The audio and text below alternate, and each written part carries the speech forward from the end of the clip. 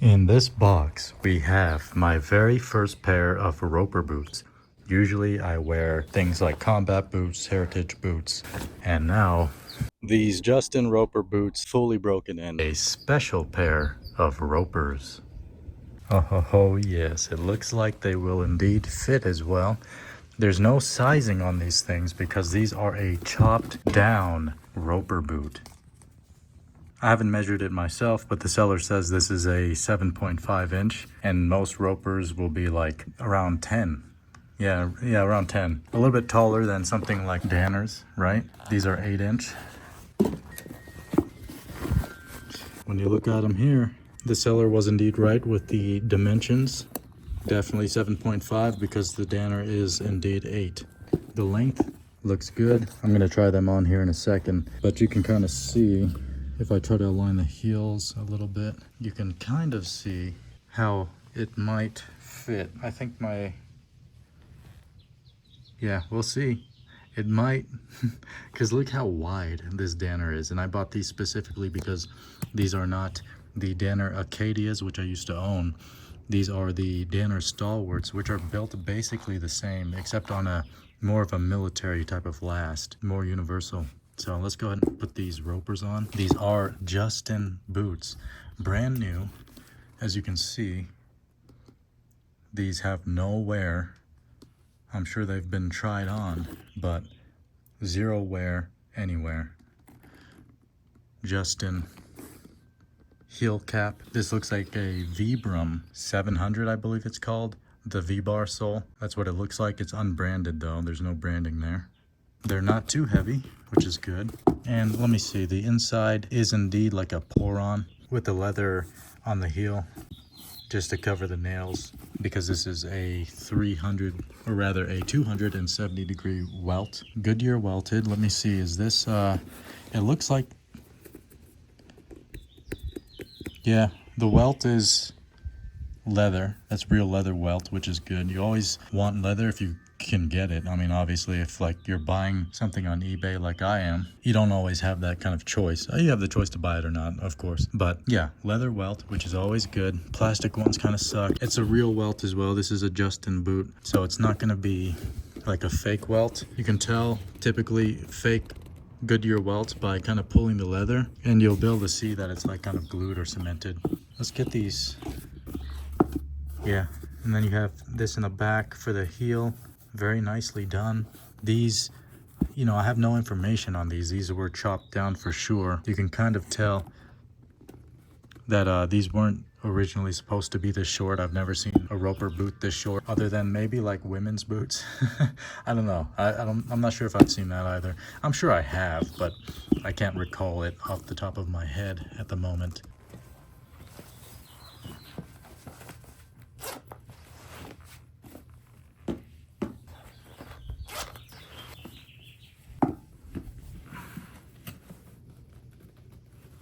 Grab the ears and pull. That is indeed my size. We'll see walking around a bit.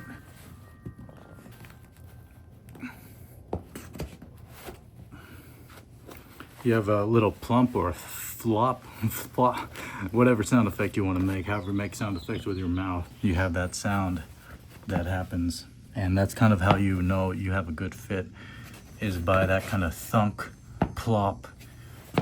You should have slight heel slip when you're walking. I feel it when I bend my foot. When you're bending as well, you can see how this is brand new. There were like virtually no creases, and we're already creasing them up. If you do this, you kind of see if there's extra material here. To me, that's good. See that? Kind of natural creases, natural folds. And we got to break these in. They already feel pretty good. I can definitely tell they are 100% my size.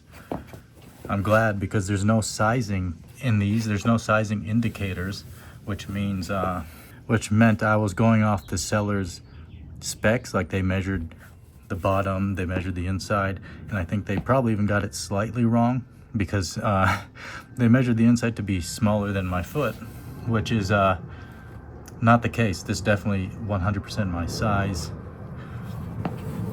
9.5D for reference. I don't know why that would matter in this case because you can't really find these boots, but I believe Justin boots in general are true to size. They run true to size.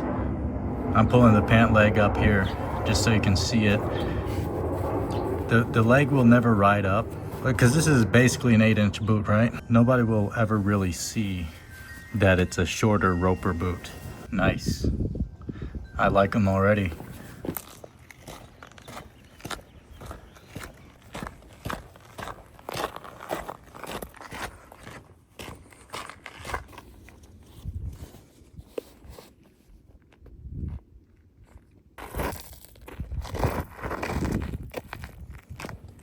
The soles are pretty good. I can already tell it's definitely better than something like a day-night sole. You know, I mean, day-night's not really built for the desert or anything. Not that it's not usable. I mean, day-night works just fine out here.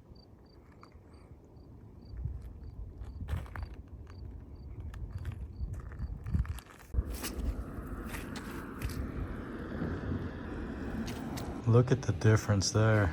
It looks like they're different sized feet, you know? Like, I mean, these are definitely my size. Both pairs, the Danners and the Justin boots. But because of just how the pattern is built, right? Cowboy boots are typically going to be more dressy looking. This one is, I suppose it would be called like a J, or an R toe.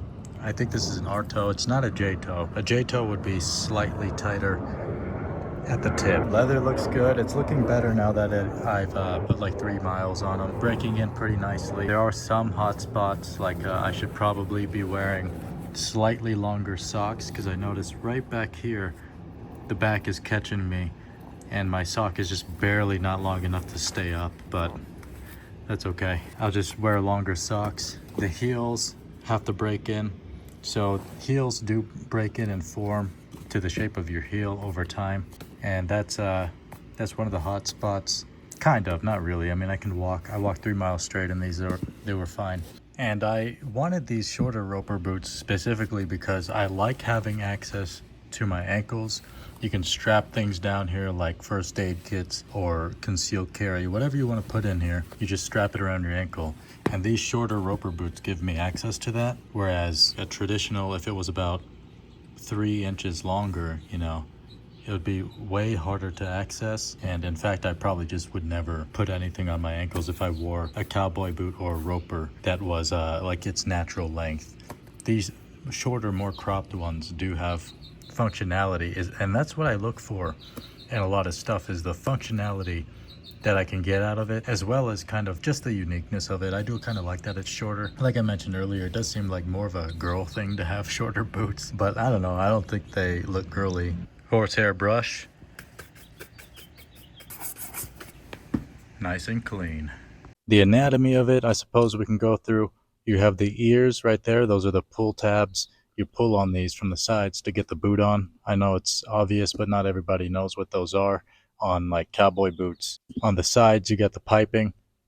Probably hard to see because it's the same leather for this middle piping here that goes up. Many cowboy boots, Roper boots have that kind of piping and detailing. Fairly plain, you know, and I'm calling this anatomy. I don't actually know all of the technical terms, so forgive me for that. But now you have here where the vamp comes up, you have this kind of like crown shape, and it's, depending on the boot, it can be fairly intricate. That looks nice and simple, double stitched. This is a Goodyear welted boot. Like many Goodyear welted boots, this one is 270 degree welted, so the stitching goes all the way basically to the heel, and then at the heel it's cemented and nailed down so that it stays. And here on the heel you have like this synthetic material. It's very hard because it's meant for spurs. So if you have spurs and you're putting them on here, it would dig into leather if that was a part of the leather stack. But what's happening here is the welt is leather, the stack is leather, but the rand at the top here, the heel rand, is a synthetic material, very hard, very durable. That's something just to think about for other people that may be looking into buying ropers or cowboy boots. I did wax these with some Herman's beeswax, I believe it's called. It's like a Walmart brand. Very cheap and very effective, I would say. You don't need anything too fancy when it comes to conditioners, especially if you're not working with like exotic leathers. And even then, if you're working with exotics, like you just find something that's made for exotics and you'll be fine. It's pretty hard to ruin most leathers, especially if we're talking about like work boot kind of leathers, then it is very hard to ruin them. Fairly simple. I mean, the shaft here, typically taller on cowboy boots and roper boots. Ropers will be shorter than most cowboy boots. But this one, of course, is like a custom cut down. Because it was cut down, it is quite short and, in my opinion, looks pretty good. The inside is lined with leather. It seems to be a pigskin kind of leather, if I had to guess, all the way through into the vamp, as well as this shaft, as you might be able to see. Heel counter, not sure what's in there. It could be plastic, could be like, yeah, like a thermoplastic or something. A lot of higher end boots will use leather in the back there for the heel counter. That does shape to your heel over time. With thermoplastic, I believe it still somewhat does, especially since the inside is also lined with leather, but it's going to much less with plastic heel counters than it would with just a veg tan back there, thick veg tan. You got the bottoms, aka the soles. This is a Vibram V-bar sole. It's unbranded, but that's basically what it is. It's super durable, I've noticed. I've been walking in a variety of terrain, and it seems like the V-bar is very durable, very grippy, and I will probably end up putting that on other boots in the future. We'll see. The Justin heel cap is starting to wear down after just a few miles, but the thing with boots is that happens quickest in the beginning, and over time that heel cap will stop wearing quite so fast. For most people, it depends on how you walk and your gait. Everybody's different, your weight, but in general, it should just start wearing quite a bit at first and pretty accelerated rate, and then it'll kind of stop because your gait has been kind of broken into the boot. Leather heel stack on the bottom, which is always the best thing you can have, is leather, as much leather as possible, as few synthetics as possible. That includes the inside where the insole is at. A lot of people call the inside of a boot, like the removable insoles, they call those insoles. They're technically inserts. Insoles are built into the boot and you can't take them out. This one has like a pour-on, and then with the little Justin veg tan leather heel, just the thing they glue in at the heel. I forget the terminology, as I've mentioned. But yeah, generally you want as much leather as possible because leather will break into your foot, into the shape of your foot. You'll get the grooves of your toes and your heel and everything inside of there, and it'll fit way more like it's custom made. And that's what happens when you break in a really high quality boot. Now, something with pour-on, this will still break in quite a bit in many places, but the pour-on itself is always going to remain feeling about the same. So if it's not a comfortable feeling for you in the beginning, like just standing, I'm not talking about like the other spots like here or the heel. I'm just talking about standing. If you don't feel like it feels good to stand in a boot that has pour-on in it, like my Thursday boots, I've owned 2 Thursday boots. One was a black label, and I felt like the pour-on in there, it was like I was standing on like something hard like cement with a piece of pour-on over it, and to me it didn't feel good. But in these ones, interestingly, this is the first boot with pour-on in it that I feel like it's genuinely comfortable. Like I actually owned another pair of ropers prior to this, made in USA. I can't remember the brand off the top of my head. And the pour-on in that one, I guess, I don't know. I don't think it's a matter of the material. It's a matter of the build of the boot, like how it's built, and if it matches your foot well enough. Because I think those last ones that I had, just they might have been slightly too small. I'm not sure, but these are very comfortable from the get-go. And when you pull on a pair of like ropers, or well, like kind of any pull-on boots. I kind of need two hands for this. You should hear like a plop once your heel strikes in there, and that's kind of how you know you have a good fit. If it's really a struggle to get your foot in there and you have to like find yourself resorting to using a plastic bag in the back to kind of slide your foot through, I would say more than likely they're too small, but there are some exceptions. Like I think the Red Wing engineer boots are kind of like that at the right size. Like a lot of people really had to put a plastic bag back here and slide their foot in that way. It took me a long time to get those boots on initially, and then they broke in and they were perfect. But yeah, these Justin boots, they would have been made probably in either the USA or Mexico. Since they were chopped off at the top, that's where the information would have been stamped or written in. I would guess probably Mexico, but USA and Mexico are the two best places to get cowboy boots from, hands down. Two best places to have them made. Now, because there is no toe bug on these boots, you can see how the leather is creasing, right? That is exactly what toe bugs are for, is to prevent all of that kind of creasing up here, all of this excess looking leather. It's not really excess, it's just creasing. So a toe bug would just be like a medallion that's stitched onto the boot, and it kind of keeps it way more clean looking in a sense. Although I actually really like how leather itself just forms on its own. I actually prefer boots without toe bugs.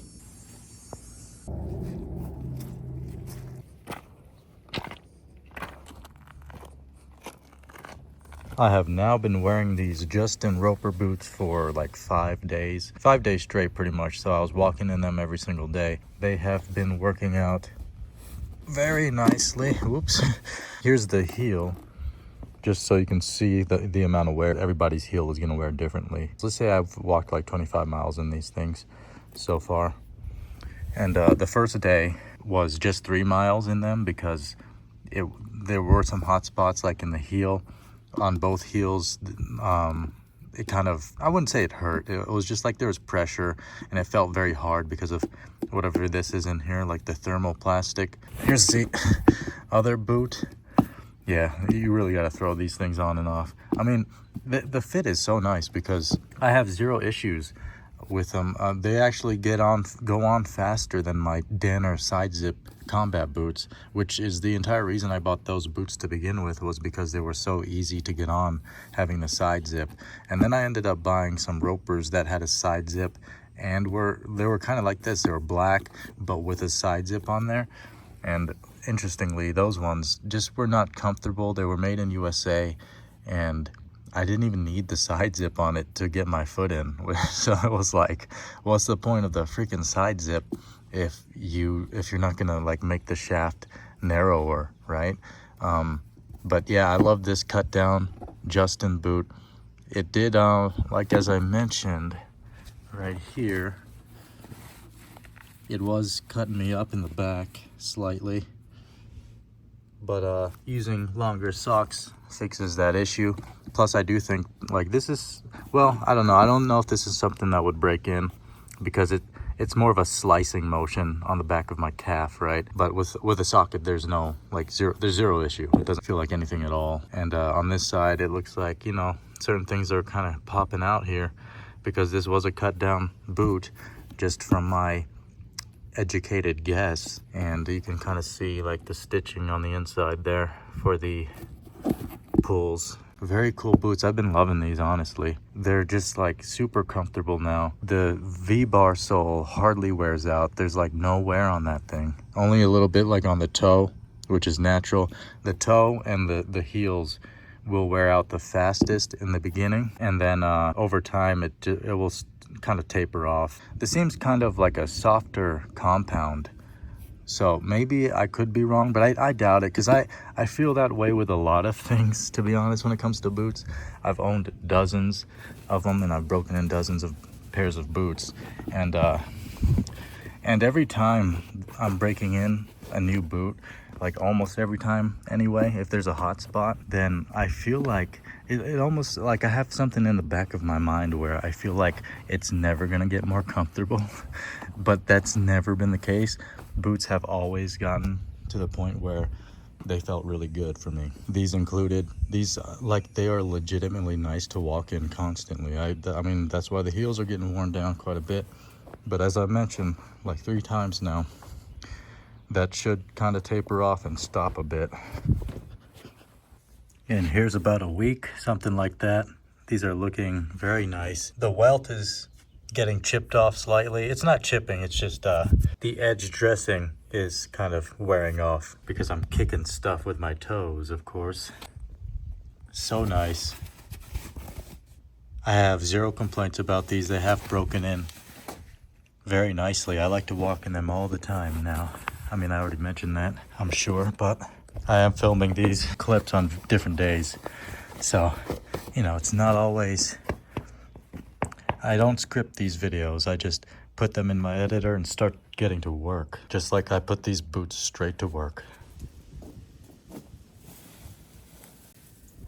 These Justin Roper boots are now fully broken in, 100%. There is nothing left for them to do other than just get more comfortable over time, which boots typically do. A lot of the time you'll think, oh, the boot is perfect. It fits perfectly, feels perfect. There's no way it can get any better. But a lot of the time boots do. Although usually that's more the case when you have like leather insoles, more stacked leather on the bottom, leather midsoles, you know, maybe even a leather sole. If you have a ton of leather in there, it'll just keep forming and morphing to your feet, and it'll just feel better and better pretty much every week. And now that I have these Justin Roper boots, I think I kind of want more Roper boots because they're just so nice. Like there's something really nice about them. It's hard to explain. Like I'm stuttering here because I don't really know how to explain it, because I feel like I've never really been that into like kind of like the this is almost a pointy toe to me. It's a round toe, but for some reason I'm just so into how they look, how they feel. I do like the cut down style.